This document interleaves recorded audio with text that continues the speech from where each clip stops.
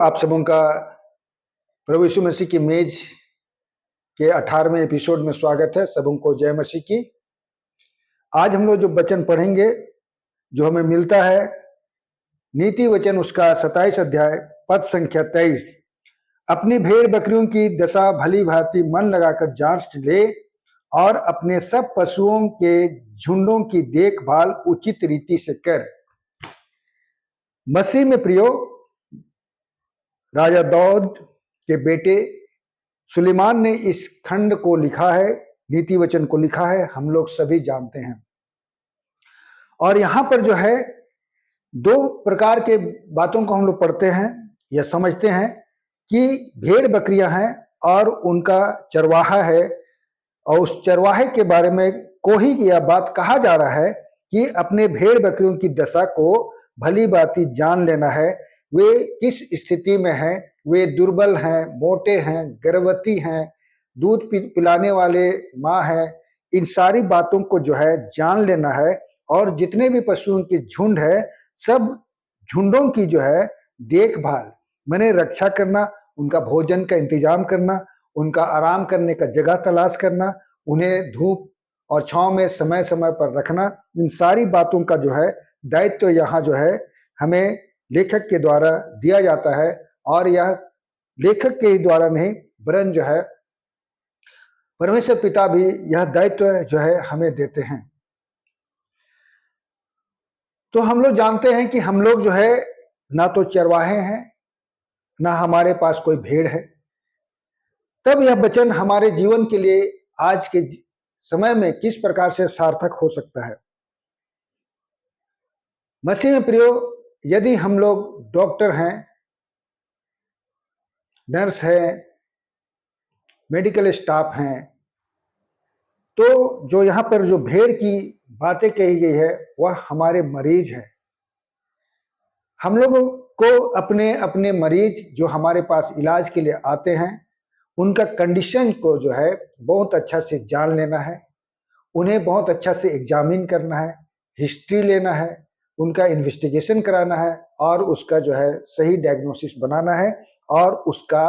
इलाज जो है सही सही करना है, ताकि उनके प्राण जो है बचाए जा सके। इसी प्रकार से यदि हम लोग कलीसिया के चरवाहे हैं, पास्टर हैं, पादरी हैं, प्रचारक हैं, तो हमारे जो चर्च के सदस्य हैं, जो हम पर डिपेंड करते हैं, वह हमारे लिए भेड़ बकरी हुए। इसलिए हमें अपने सदस्यों के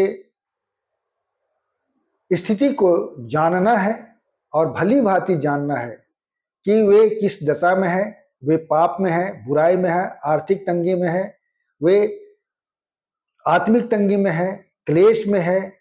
और नाना प्रकार के परीक्षाओं में है,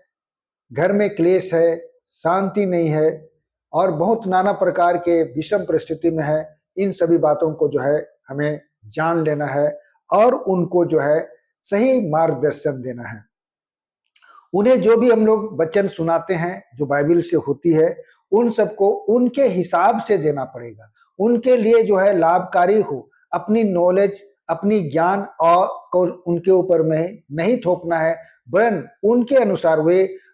कम पढ़े लिखे हैं तो वैसे ही वचन को देना पड़ेगा, पढ़े लिखे हैं तो वैसे ही वचन को देना पड़ेगा, बहुत बुद्धिजीवी हैं तो वैसे ही वचन को देना पड़ेगा। और जो है जो भी हम लोग उन्हें अपने वचन के द्वारा से परोसते हैं, वह उनके लिए लाभदायक हो और उनके सारे जीवन, चाहे वह आर्थिक जीवन हो, चाहे वो आत्मिक जीवन हो, चाहे वो शारीरिक जीवन हो, चाहे पारिवारिक जीवन हो, चाहे वो सामाजिक जीवन हो, सभी प्रकार का जीवन जो है बचाया जा सके और जो है वे अनंत जीवन में प्रवेश कर सके। यदि हम लोग वकील हैं, मसीह में प्रियो, हमारे पास में जितने भी केस मुकदमे आते हैं, तो उनका जो सही सही बात है, कौन अपराधी है, कौन अपराधी नहीं है, इन सभी बातों को जान लेना है और अच्छी तरह से जान लेना है। एक एक बात को, एक एक चीजों को जो है समझ लेना है, उसकी केस हिस्ट्री, उसका वारदात, उसके जो केस नंबर जो दिया गया है, आईपीसी कोड दिया गया है, सभी चीजों को देख लेना है क्या उन्हें कोई फंसा तो नहीं रहा है, या जो है उनके साथ कोई अत्याचार तो नहीं हो रहा है। सभी बातों को देख करके ही जो है उसका फैसला करना है।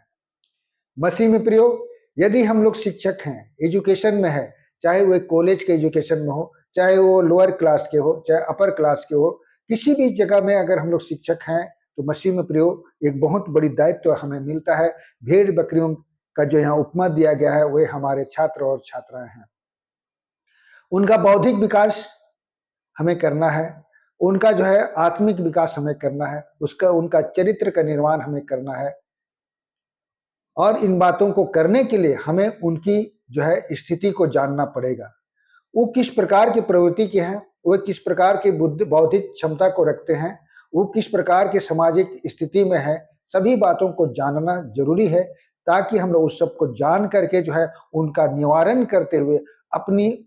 जो कोर्स है, जो हमें शिक्षा के लिए, एजुकेशन के लिए जो कोर्स दिया गया है, उसको भी पढ़ाना है। और सभी चीजों को जो है एक साथ सम्मिलित होकर के एक सबल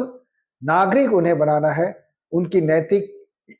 जो है कैरेक्टर जो है वो अच्छा हो, वो आत्मिक विचार के हों और एक दूसरे के मददगार हो, मदद करने वाले हो, ऐसे बनाने का दायित्व हमें जो है शिक्षक के रूप में दिया जाता है। मसीह में प्रियो, यदि हम लोग परिवार के अगुए हैं, परिवार के बुजुर्ग हैं, परिवार के मुखिया हैं, तो हमारा दायित्व जो है परिवार के लिए बन जाता है।